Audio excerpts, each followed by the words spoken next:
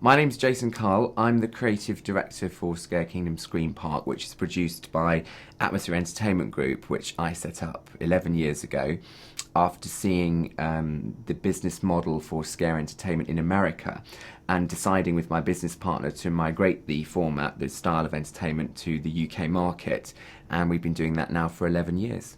We both had an interest in all things scary and spooky, and we started off doing lots of ghost events, as was popular at the time. And we also have a big passion for all things Disney, in particular Haunted Mansion. So it was a kind of natural progression, really, to take the sort of ghost shows that we were doing at the time into a theatrical environment. We knew that the horror market was ripe for this kind of entertainment in Britain because there's a passion for anything to do with ghosts and the supernatural and weird things. What we've done here is basically mix theatre, traditional theatre in its true sense, with modern technology and storytelling, but the scare element is what brings it all together, and that's the reason that people enjoy it. It's been an interesting 11 years, from very, very small beginnings, doing bits and pieces, up to now having large scare attractions and scream parks like Scare Kingdom. Well, Atmosfear Entertainment Group work all over the country and indeed in other countries now as well. And we've been in partnership with the owners of Hawkshaw Farm Park, where Scare Kingdom is based, for the last 4 years. We originally started with one attraction which was called Hex in the Harvest, which was a cornfield filled with twisted carnival characters. And it was so successful, it sold out, that our partners who own the farm were keen to change what they were doing, not just focus on farming and dairies and ice cream, which is what their fundamental businesses are, but also go into what's known as agritainment. That's using the farm for entertainment purposes. And at that time, there was no Scream Park in Britain which was really ticking all of the boxes in our opinion. So we did a lot of research. We spent a year developing a strategy for Scare Kingdom, and we opened the park first of all 3 years ago. This is the 4th consecutive year of having Scare Kingdom, and we are all still just getting used to it. It is so totally different to anything else that we do on a farm. Overall, we're working with different types of people that we wouldn't normally meet in an agricultural life, and it's good fun. They have a lot to offer. It's very self-satisfying for all of us who are involved when the customers go away having had a good experience and having enjoyed themselves.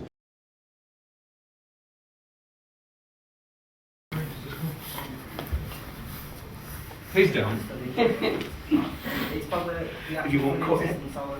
Realisation of our concepts and ideas is a very, very long process. The Imagineering team, which I head up, will perhaps have an idea which we have no idea if it can actually be done. We don't know how much it's going to cost or even if it's feasible. So when we have a concept like that, we talk to our engineering team and they say, well, we could do it this way or that way, or we couldn't do it at all, or we could do it but it's far too expensive, etc. But we usually find the way, once we have a concept, to bring it to life, even if it's not exactly as we originally intended. It's always a bit hectic and a bit busy at this time, you know, coming up to a week before the shows start. We have to get everything ready, make sure everything's there, and new ideas are coming up all the time. So there's always a lot of discussion about possible shows, about things that might be coming up.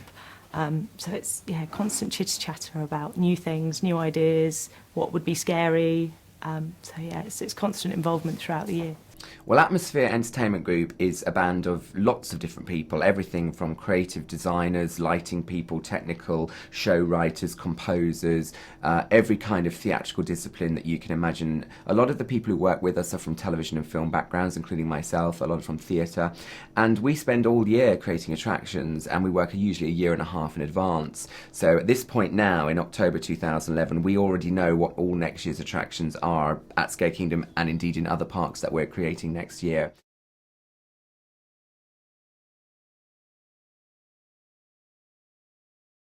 To be honest, in all fairness, I don't think people do like to be scared. I think with things like Scare Kingdom and scary attractions, I think it's about what's around that corner. It's never you never walk in there knowing that you're not going to get scared, because that's what you're walking to do. There are 3 fears that everyone has to a degree that we. That goes back to basically when we were cave people, if you like. The 3 most natural ones we have are a fear of darkness, because originally predators lurked in the darkness. We also have a fear of heights, very naturally, because obviously if you fall from a great height, it's not going to go well. And the other one, which I think a lot of attractions miss, is a fear of solitude, which added to that, there are lots of other things, lots of other fears stem from that particular one. The fear of solitude is literally, you can see it within wild animals still. The animal on its own is the easiest target for a predator. So we can play off that by making people, even in a group, get that sense of solitude. Obviously we're working in darkness, but then we'll take away their other senses. On certain parts of some of the attractions there will be loud soundtracks, strobe lights, smoke, as well as obviously the darkness. They'll lose their own spatial awareness, they won't be able to hear the people in front or behind them, and added to that there may be a character or two coming from somewhere. It's people's imaginations that generate the reaction you get, and that is what scare actors get the vibe from. It's the screams, or the shock of the audience at what you're doing, and people from the point of actually coming in, it's building up in their minds, and then their imagination does the rest. So basically they like to go through, it's the unknown, which is always scary for anybody. And you can never tell with different people, you don't know what's going to scare them. Sometimes we'll get 5-year-olds and they just laugh. So we can never tell, but I think especially with groups of people, it's like, it's pack mentality. So they all want to see a rise out of each other, and it's kind of that real camaraderie of you're scared or you're scared. You know what's scaring everybody, and the whole atmosphere of the whole thing. I think it's just a buzz. I think it's great. It's the best thing to be scared. It's great. And I think part of the fun of being frightened is the relief afterwards, isn't it? It's got to be the overwhelming, whew, I'm still alive.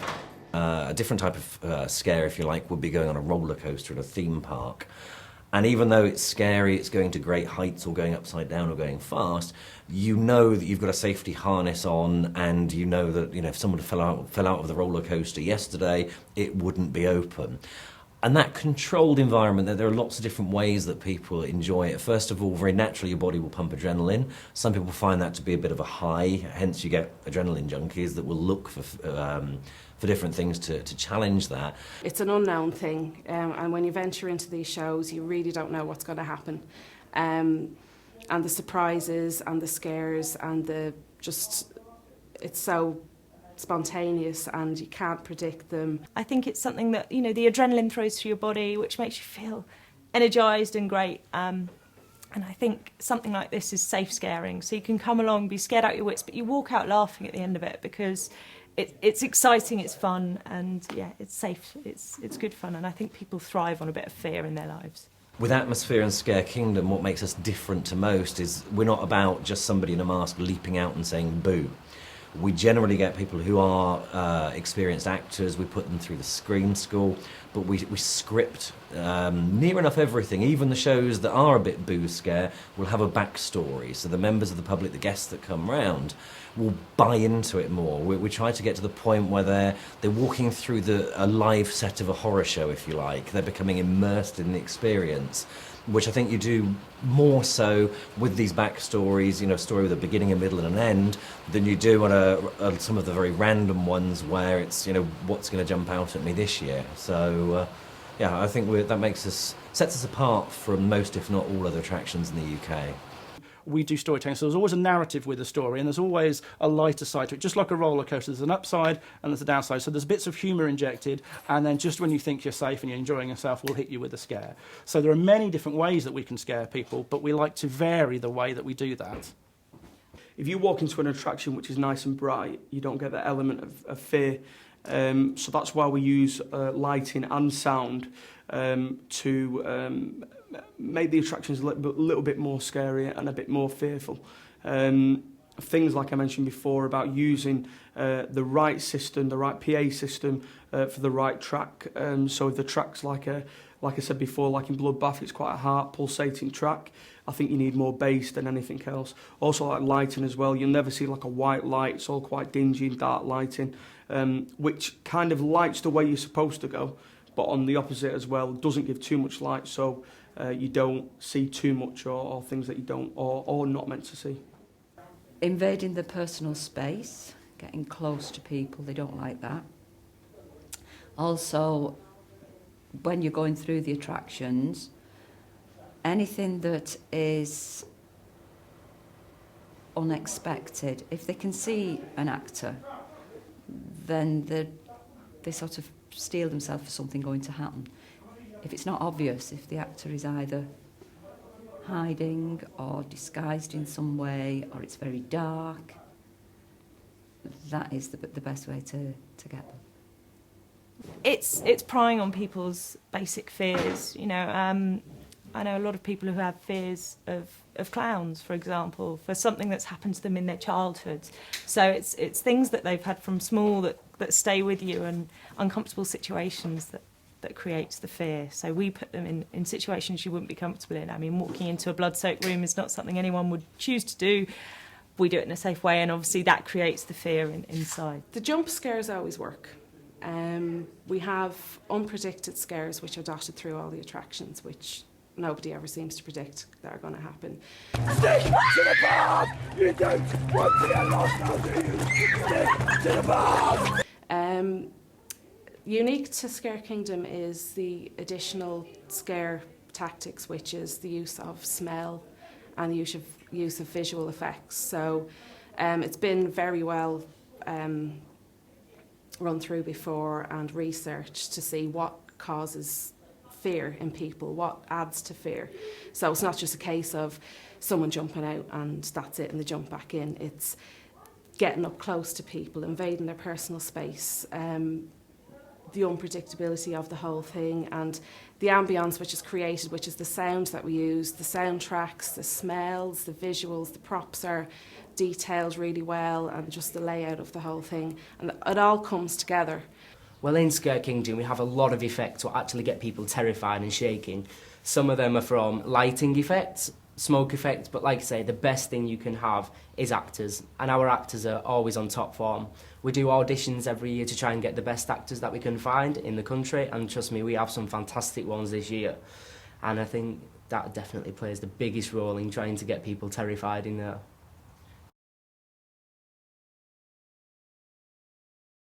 How hot will it be in Blackburn? Very.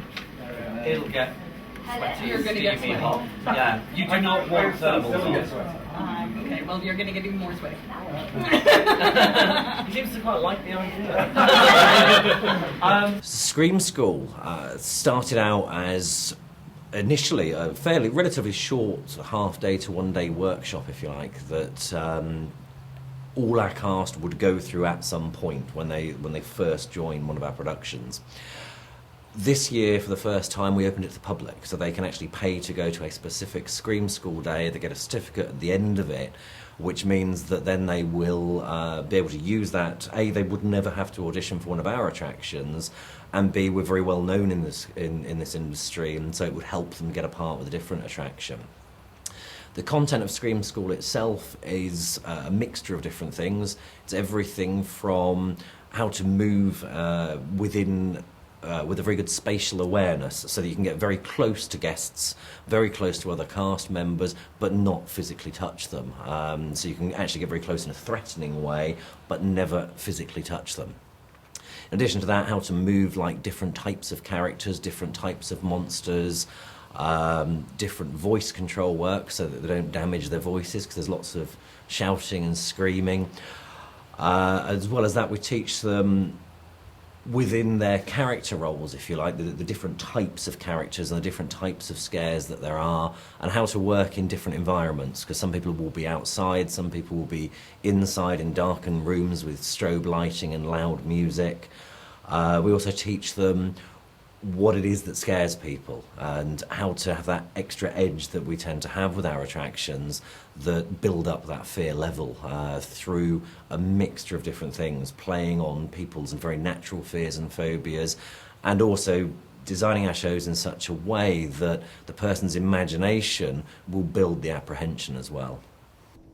we get a huge number of returning guests year on year, and the reason they come back again and again is because, unlike other parks, we totally start from scratch every year. So if you came to Scare Kingdom last year, you'll be coming this year if you enjoyed it, because everything is new, nothing is repeated. We are always reinvesting time, effort and money and our creativity into making it more special, more believable, so that you can suspend your disbelief and really immerse yourself in the environments that we create. And what we're trying to do always is get people psychologically onto the brink where they forget they're in an attraction on a farm park, in a Halloween theme park. So the same point that I could relate it to is when you're watching a film in the cinema or you're watching a theatre show, where you might forget that you're so involved in what's happening in front of you and what's being presented that you forget that you're sat in the theatre or sat at home watching a DVD. That's the point psychologically that we want to bring our guests to. And of course, when they come screaming out the other end, there's lots of relief and they all talk to each other and they enjoy it. And that's what's important to us. We provide entertainment. We're an entertainment company, but we do it by scaring. I don't want to walk out of the adverts. Well, King Davos Tower, is it all fixed? Has it been resprayed? Yes. Have you put the spray back in the box?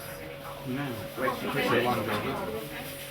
In this show, as director of production, I am responsible for Scare Kingdom, for the running of the shows. I also have a part in Scare Kingdom. I'm Bloody Mary, so I'm the opening scene where you give the rules of the park, because although they're written, you have to reiterate it so that the general public going through, the guests, are aware of what to do and what not to do. Hear the words that must be spoken, lest tidings comes too easy. This is the privilege you all must follow. Failure to do so will be an end to your journey. Bloody Mary is King Morbius's monstrous mistress. Nothing in Scare Kingdom is nice. It's horrific. It's scary. Bloody Mary is scary. She has replaced Queen Mortavia. She's got rid of Queen Mortavia. I wish to address these mortals directly. Ah, Lucifer himself has deemed you worthy of an audience. I cannot see why. Perhaps he's taken a fancy to you, or you. I take no fancy to flesh. Not even this one?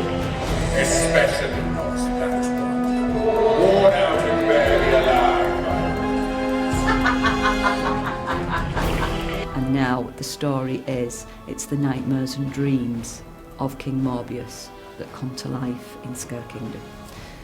Bloody Mary has appeared as the monstrous mistress, and she is now taken over, and she's running it. She has her Bloody Mary's bar, and she is quite a monstrous character. I quite like to do monstrous characters. The time has come. The kingdom waits. My creatures beckon beyond the gates. So mortals, stand and deny. Lest upon your souls I now shall die. And I have this one. It looks meaty. Silence, hag. Your time is done, and to this mirror you're bound to come. No, Lizzie, dear, no! Be gone, peasants. Leave this room. The kingdom awaits you, as does your doom.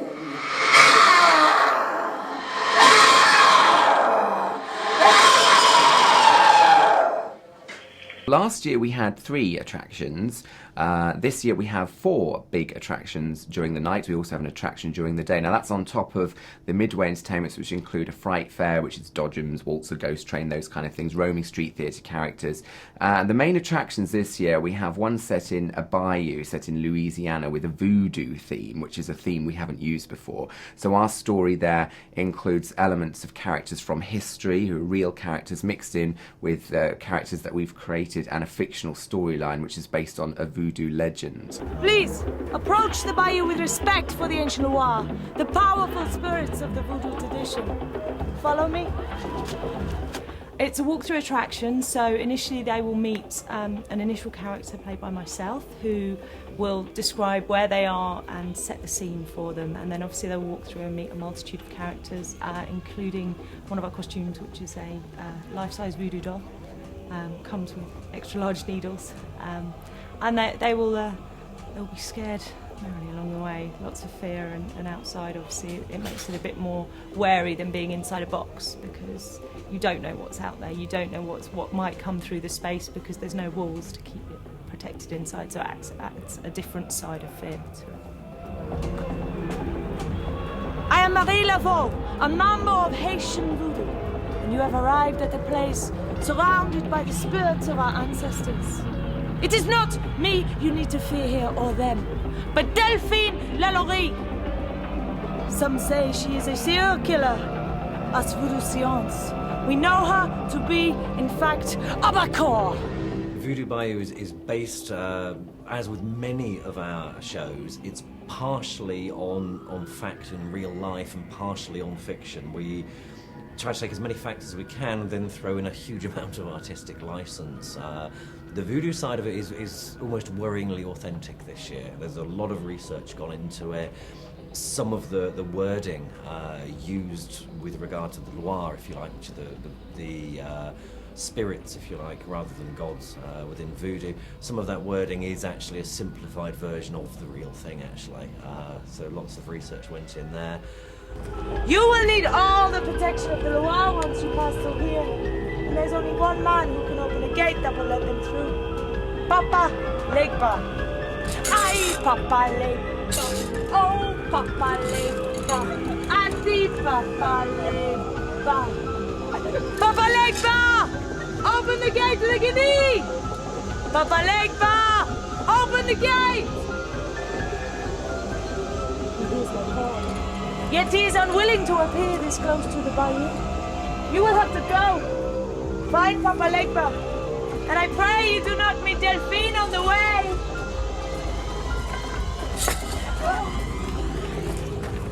The story hinges on a real character who, in history, used to torture her slaves and kill them. She was a very wealthy woman, and so everyone assumed that she was, very, very well-to-do, but there was this back part to her that people found out later on. Then she disappeared and was never found.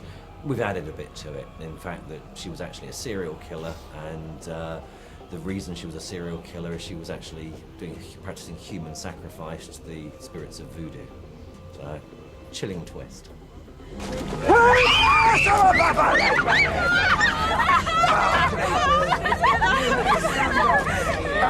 Stand over here while I have a look at you. Come closer. Move down closely! You may stay there. Who dares summon Papa Blackburn? Gatekeeper of Guinea, intermediary between the lower and the physical world. Who are you people?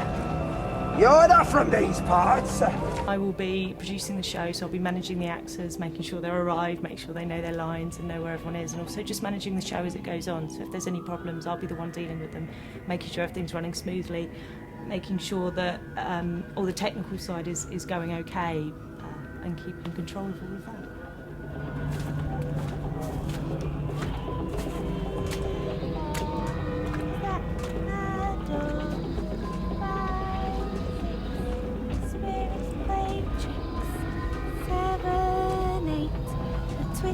Of fate. 9, 10, the Bacar's dead. Yes, sister, I know. I can see them too. Why have they wandered into the spider's web? So you I like to play.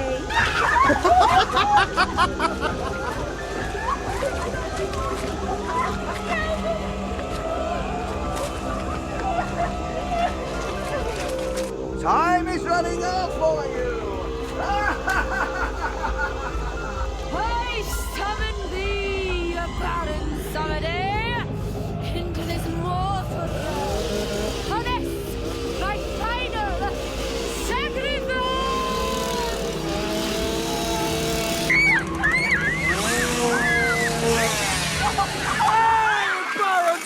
Daley, and I have come here to take all your souls back with me.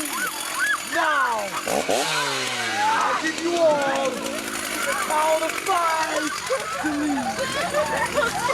I said I'll give you 5 to leave. 1, 2, 3, 4, 5.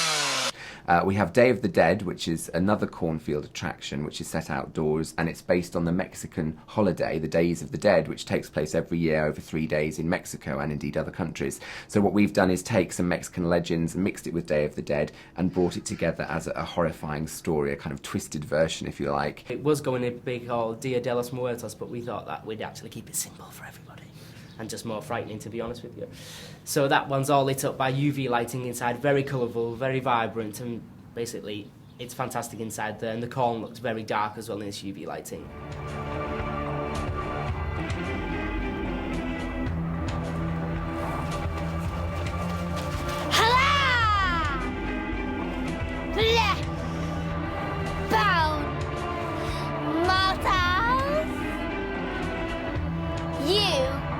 Joined us at a very special time of the year.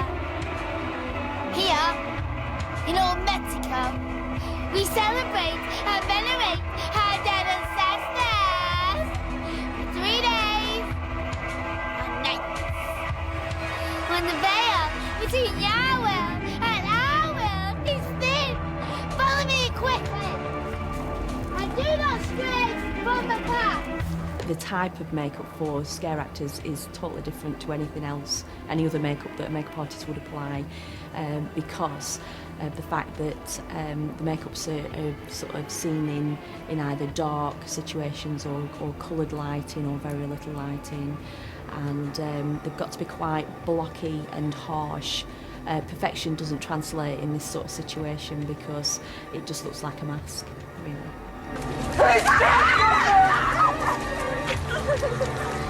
All of them! It has damned their souls to eternal purgatory! And all that remains is this, my shrine, where the memory of the long-lost children lingers. You delicious friend. You, this card. Oh, you shall make.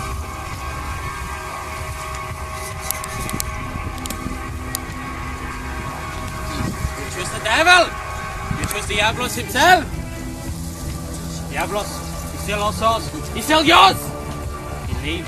You wait. Attend. You wait for your attend the blind.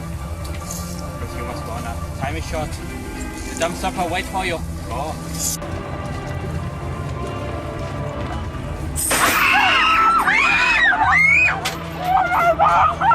The hour has come. The time is now.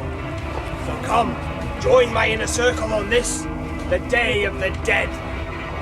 You flesh-bound skeletons have danced your final waltz.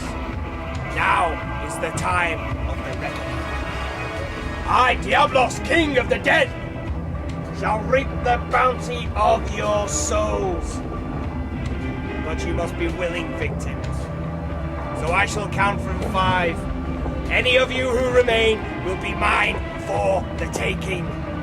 But I suggest you leave. 5. We have 2 indoor attractions this year as well. HMS Hell is the first one, and it's set on a decaying shipwreck at the bottom of the sea. So the lighting and the effects inside the attraction really put you at the bottom of the sea with water effects, smells of seawater, real seaweed, and sounds of water, etc. The story behind that is based on an ocean liner that was steered into the Bermuda Triangle, disappeared, and nobody knew what happened to it. Now it's on the bottom of the sea, and we place guests into that attraction to find out what happened. Right! There's too much filth here at once, isn't there, dear? I'm gonna have to split you up, aren't I? So this year I'm show producer for HMS Hell, so that means looking after the cast in there, make sure the running of this attraction is going according to plan, and that we've not sunk. This is the passage today. I'd stick around if I were you, because it's a lot safer up here than it is down there. At HMS Hell, there's Captain Mortimer, who unfortunately his wife Catalina is barren, and so his eye kind of strayed away to a lady called Mary Celeste, who is a slightly provocative lounge singer lady who likes a gentleman, and her and the captain started a relationship, and then things kind of went wrong from there. The captain went slightly insane because obviously his wife wasn't very happy about all this going on, and one night in 1913 he decided to drive the ship into the Bermuda Triangle, never to be seen again. So that's kind of where it went and ended. Now they're all a bit insane, everybody.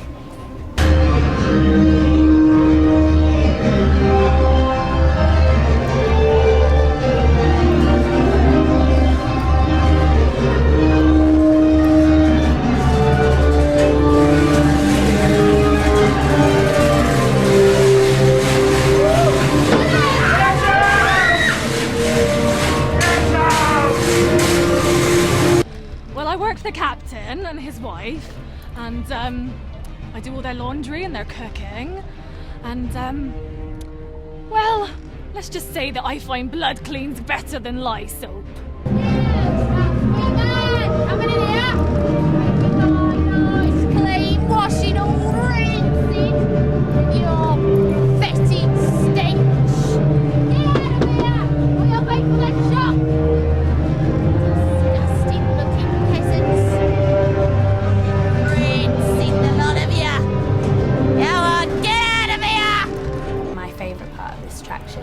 Is the living wall. So we have a wall that is stretch fabric, and it's like a special kind of stretch fabric, so the performer from their side can see the public, but the public can't see the performer, and they can move onto the wall as if it's alive, and I just think that's a fantastic bit of the attraction. It's going to get some real great screams, I think.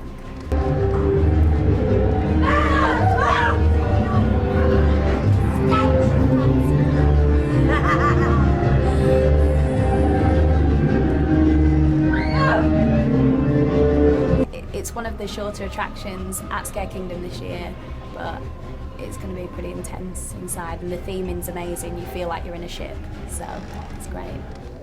And our headlining attraction this year is Bloodbath 2. Now, Bloodbath originally was an attraction that we produced 2 years ago here at Scare Kingdom, and it's based around a fictional story which I created about a serial killer doctor called Cornelius Vanderblood. And this perhaps is Atmosfear's strongest story narrative ever created in 11 years. And we've actually used the story in other attractions, in other Scream parks that we've produced in Ireland and elsewhere. So it's not only been used at Scare Kingdom, but what we decided this year in 2011 was to bring Bloodbath back. We've never done a sequel attraction before this year, but the feedback in 2009 was that people loved Bloodbath so much that we thought, let's bring it back again, let's really terrify them. This time though, it is totally different. As I've said before, we never do the same thing twice. It's all new characters, it's a total new building, and the theming and the level of quality of the smells, the sounds is far higher than in 2009. Also, it's 3 times as long as in 2009, so it can last up to 12 minutes depending how fast you walk through it, and some people walk very fast. I've been expecting you.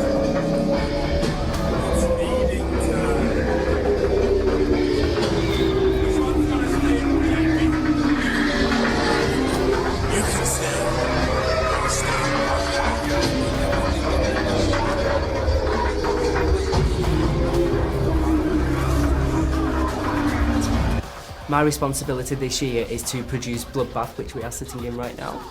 So basically, my responsibilities are to make sure the show runs smooth when it's actually show live. So that basically means when we've got people coming through it. So I make sure that all the actors are safe, as well as the guests coming through, because that is our paramount responsibility. We have to make sure everybody is safe coming through the attraction. So basically, we need to look at lighting, smoke, scent, everything what is included in the show. We have to make sure it runs absolutely fluid.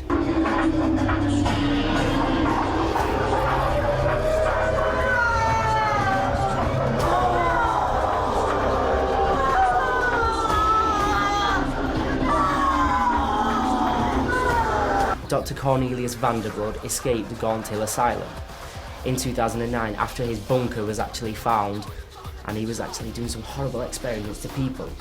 So he's fled, gone missing, nobody knows where he's gone. So finally, he's found this. He's found this new building, and we didn't even know it existed. So the story is that he's actually inside this building, but nobody knows if he's actually here or if he's fled again. So you're getting sent in by this police officer, who's actually me. You're getting sent in by the police officer to go and find out what's actually happened inside, if they let you survive, which I doubt it, to be honest with you. Human experimentations were found. Following the terrifying events of 2009 and the lockdown of his former bunker, it appears we missed a whole warren of rooms and tunnels down there. Goodness knows what's happening. Now, he believes to save humanity itself, you must first remove free will whilst keeping the body and the brain still alive. He really does believe he's a god amongst men. Now we'll call for backup, but as you can tell, well, they've not arrived yet. So you're going to need to go in first. Hands or shoulders face this way. It's quite a big attraction. There's a lot of lighting in there, quite a lot of sound. The way we've developed the sound for that attraction is that it's spread around, so it's not loud and in your face at every single corner. The music that's being used in that attraction specifically works for that attraction, with the speakers being set around that attraction. So when you go into different areas, it's not loud.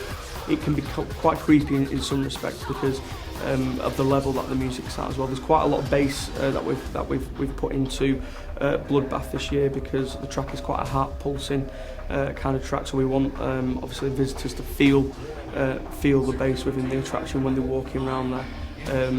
Because you know, sound and lighting is a big part, as well as obviously the rest of it and the story to Bloodbath this year.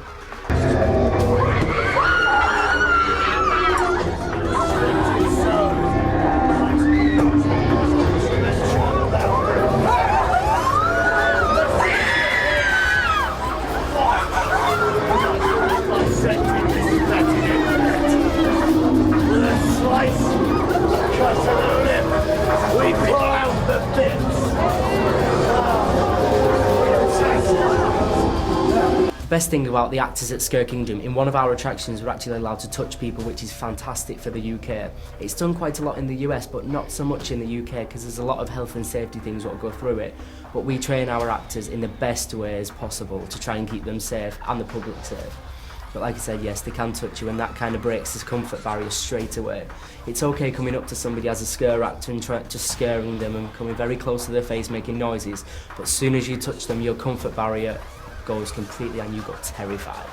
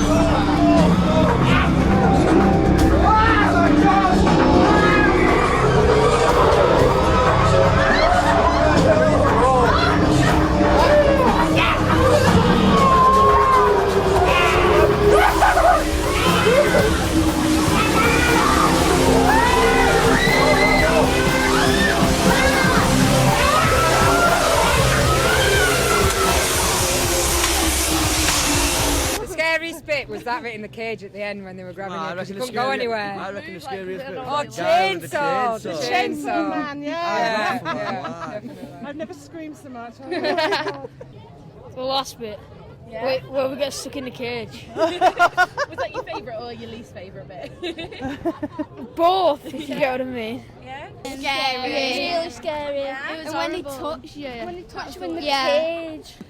Very scary at the end, but we really enjoyed it and had a laugh. It was very child friendly, it wasn't adult friendly.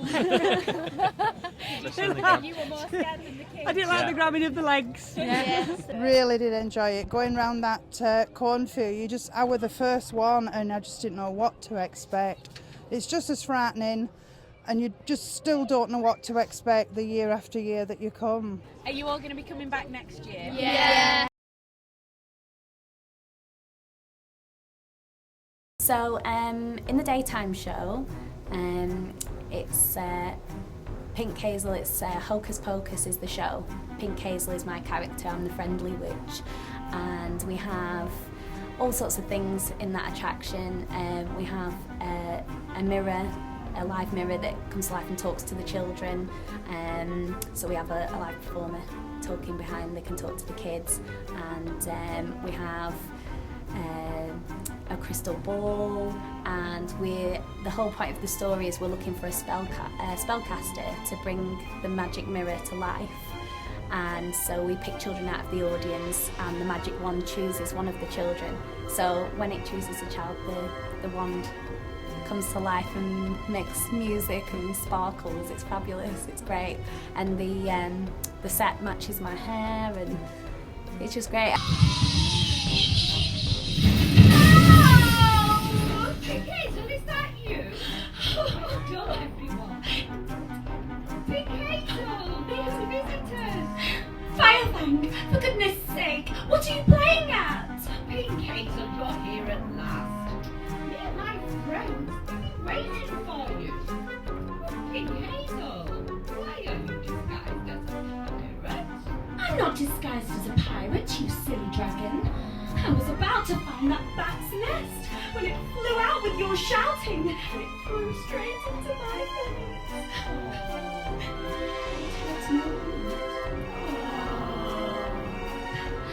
So, Firefang, are these the people who've come to help us bring the magic mirror back to life? Yes, that's right. And have you explained that we've got to bring the magic mirror back to life to keep the spirit of Halloween alive all through the year?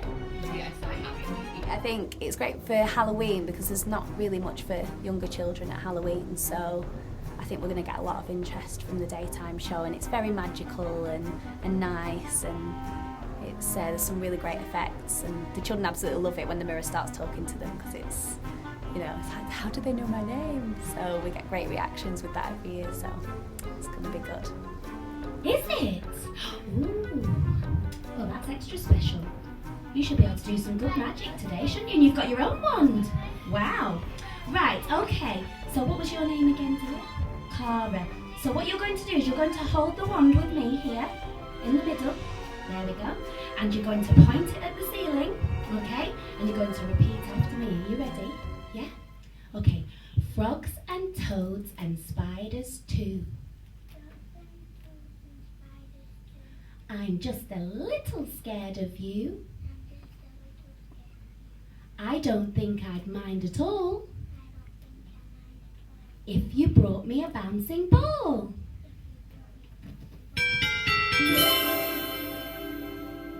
Oh, it doesn't seem to have worked. Were you definitely thinking of a ball? Pink Hazel? Yes. Can you come here for a minute? We're a little busy at the moment, Firefang. But something rather alarming has happened. Oh, what's that? Well, I seem to have found this magic ball bouncing across the kitchen table. It worked! It worked! Give it here, Firefang. Oh, where is it? Here it is. It worked! Look! Everybody give her a round of applause! Can you feel it? See, make sure it's real. Make sure it's real. She's supposed to be my protector, but she can't protect a thing. She can't even breathe fire. Excuse me, but I certainly can. Show us then. Well, I most certainly will. Watch out there on the front row, because this could be really hot.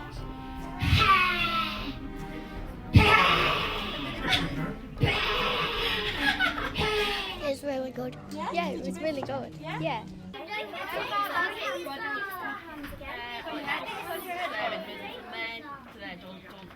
If you go into the toilet, my hands up high. Have you ever been to one of these before? No, we haven't, have we? And what was your favourite bit? When you did the magic spell. When he did his magic spell. Did the magic spell? Yeah. Wow. And did the magic work? Yeah. It did work, didn't it, Harley? Yeah. Wow. Yeah. Emma? Yeah, Holly went to either side. I know. I thought it was really good. Personally, I'm 12, so I thought I was a bit old for it. It's good for younger kids. They should really come. It's good for young kids. It's really interactive.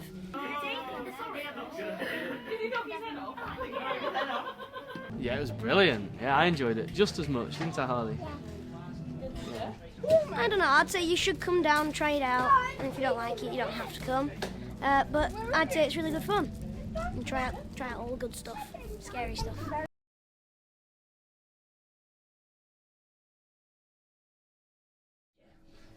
Well, next year, 2012, we've been working on Scare Kingdom attractions for about the last 6 months, and we've decided, and I can tell you, that the attractions are all based around the Mayan prophecy of the end of the world, which is alleged to happen next year, supposedly. I'm sure it won't, and if it does, nobody will see the attractions, but if it doesn't happen, we're renaming the park for 1 year. We're rebranding it. It's going to be called Scare Kingdom Doomsday Scream Park, just for 1 year only, and all the attractions will be based around that theme. So we have an attraction in a cornfield called Apocalypse 2012, which is a mutant cyborg zombie style attraction, very Mad Max in its theming and in its environments.